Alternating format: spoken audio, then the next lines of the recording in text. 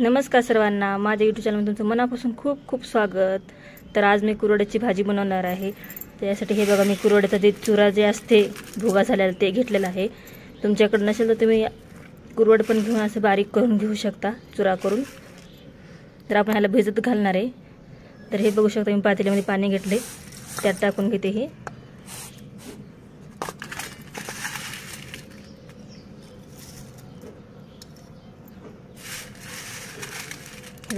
भिजवून घ्यायचं चांगलं। आता हे ताट झाकून ठेव त्याच्यावर। तर आपल्या कुरवड्या भिजूपर्यंत आपण भाजीचं साहित्य बघून घेऊ। इथं बारीक चिरलेली कोथिंबीर घेतली, इथं बारीक चिरून असं लसूण घेतलाय 4-5 पाकळ्या, इथं बारीक चिरलेला कांदा घेतलाय, कढीपत्ता घेतलाय, तेल घेतलंय, आपल्याला तिखट, मीठ, हिंग, हळद पावडर लागणार आहे। तर हे बघा, मी आजची भाजी मी चुलीवर बनवते। तरी मी हे बघा चूल पेटून चुलीवर कढई पण ठेवून घेतली गरम होण्यासाठी। आता आपली कढई पण छान गरम झालेली आहे। आता त्यात तेल टाकते। तर हे बघा, सकाळचं वातावरण कसं आहे आमच्या इकडं।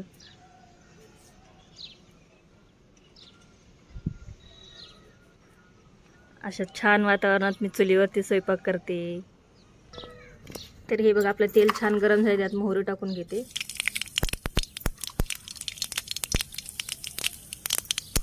थोडेसे जिरे पण टाकून घेते, थोडं हिंग पावडर, ही बारीक चिरून घेतलेलं लसूण, ही कढीपत्त्याची पानं,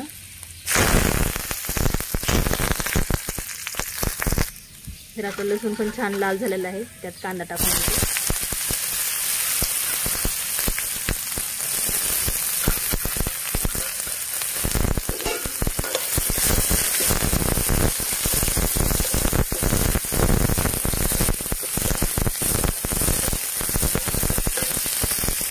हे बघू शकता, आपले कुरवडे पण छान असं भिजलेले आहेत। यातलं मी पाणी काढून घेते साईडला।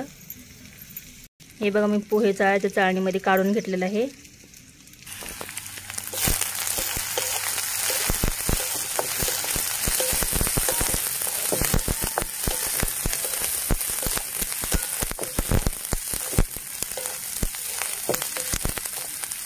आपला कांदा पण छान असं तळलेला आहे। त्यात थोडं हळद टाकून घेते, चवीनुसार मीठ,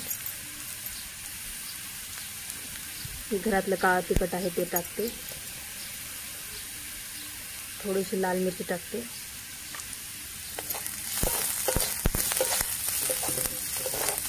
छान असं मिक्स करून घ्यायचे ह्याला।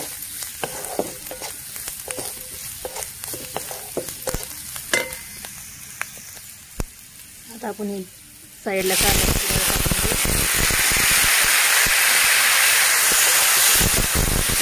मिक्स करायचं।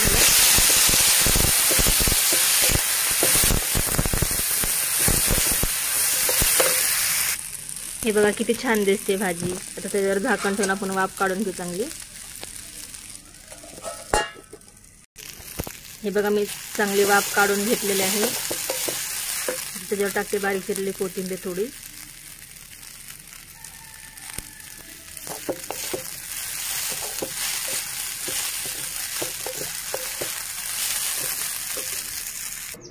तर हे बघा, आपली भाजी खाण्यासाठी तयार आहे। खूप छान दिसते, चवीला पण तेवढेच अप्रतिम झालेली आहे।